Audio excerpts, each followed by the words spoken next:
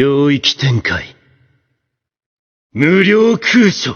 What's up, YouTube? It's your boy Patrick here, and today we're gonna be talking about. I was a little surprised when I saw this turn out to be a fighting game. Invincible being a fighting game, it's not like it's impossible for it, but I thought it was gonna be a big open world game when they announced it. The way it was like a big AAA project, it was on the website for a long time, and I seen the website maybe like a year ago, and then I didn't check on it ever since. So I didn't know they was like this close already. But from what I saw in the other video they dropped about this Invincible game, it's supposed to be like a pre-alpha footage. This is pre-alpha footage. It doesn't look that bad, honestly. It actually looks really good. So I can't imagine what the finished product is going to look like for this game. However, I do advise for the developers and just for the Invincible game, so don't drop around the same time as the new Marvel Fighting Souls game. Bro, just don't do it, bro. I'm gonna be honest, like, not to say that people aren't gonna buy it. Like, people love Invincible. It's got a huge fan base. I've seen season 1, I haven't seen season 2, but people are gonna definitely buy this game. Don't get me wrong. It's a great series, all right? Great characters. I think there's a lot of potential in this, but dropping it beside a Marvel fighting game, nah, don't do that. Don't do that. Don't do that. It's gonna definitely hurt it more than they realize it will. It will hurt it a lot, honestly. And what 2026 look like a really heavy set year. It's gonna be crazy. I ain't gonna lie. I honestly wish they would kind of delay it too. At least if they want to drop the game, probably like late 2026 or maybe 2027. But next year is gonna be packed with a lot of goddamn games, bro. A lot.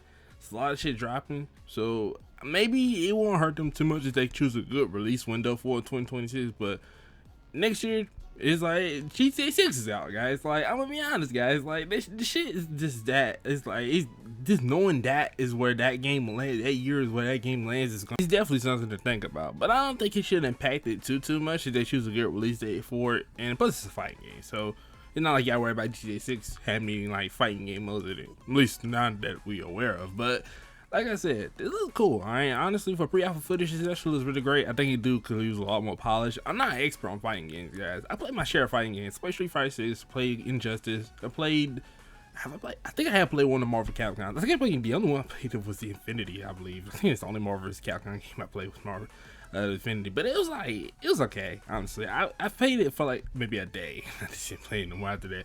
I got pretty bored with that one. I say it's probably like one of the fastest fighting games I ever got bored of that fast. There's no hate to the series, I just got bored of it fast. And then after that, I think my last one was Sparking Zero. And then after that, it's like, yeah. And then I came back and I did try out the, what was it, Capcom versus SNK, the Millennial Tour. I think that was the last one I actually played. That was like a couple months ago. So yeah, I think I've been kind of picking up a bit on my fighting game, catalog and trying to expand my horizons when it comes to fighting games. But I'm not expert when it comes to mechanics. But if it looks cool and the art style is great, I'm down to try it, honestly. Now, I think the art style really works well with this game because of the comic book look for it. So Invincible, man, going for fighting game, a lot of people were disappointed. People thought it was going to be like open world, Mark flying around, taking down super villains and taking out little side missions, things like that.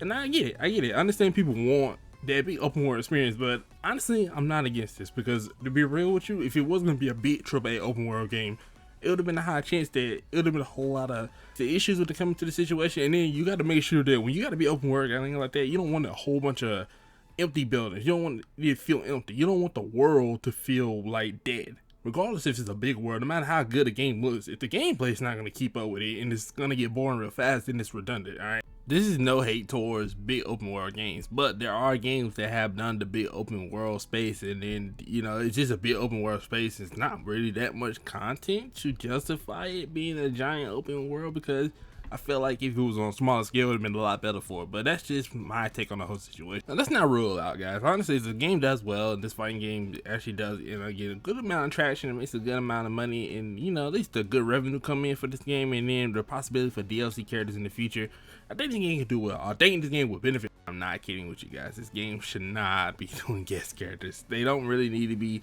having a bunch of characters that's gonna not make sense for Invincible. I'm not saying don't do guest characters. If the characters crossed over into the comics in some shape or form, then yeah, go for it. But if it don't, just pull some random shit. Like, for example, don't just throw the Teenage Mutant Ninja Turtles in the game. Like, I love the Teenage Mutant Ninja Turtles. What the fuck did they got to do with Invincible, bro? Like, yeah, like, I just don't want to see no hella random shit. Like, don't add Ben 10 to the game. As cool as that would be, honestly, I just don't want to see that in the Invincible game, because it's like, what the fuck does this character have to do with the game? This game has nothing to do. It don't even, like, well, I ain't gonna say no more related to it because they're both superheroes, but still, it's like, I don't think I really want to see Ben 10 in it. You know, on second thought, actually, that sounds like a really, really cool idea. But my point still stands. No Ben 10, no none of that, bro. Just keep it superheroes. If they really want to add guest characters, just add other superheroes, honestly. It don't matter if they're from Image Comics, Dark Horse, or they want to do Marvel, DC. Just keep your superheroes, honestly. Don't go out of your way